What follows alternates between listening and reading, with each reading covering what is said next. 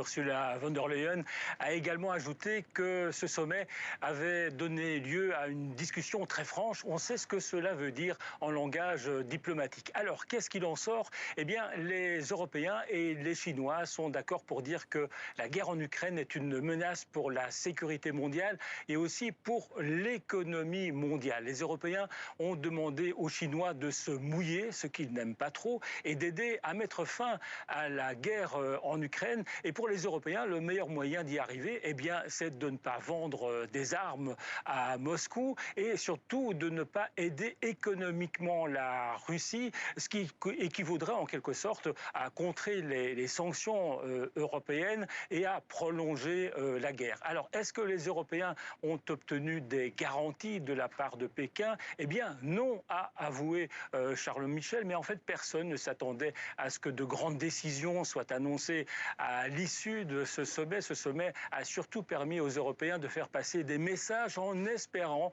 qu'ils soient reçus 5 sur 5 par Pékin. C'est d'ailleurs ce qu'a résumé assez subtilement Charles Michel. Écoutez-le.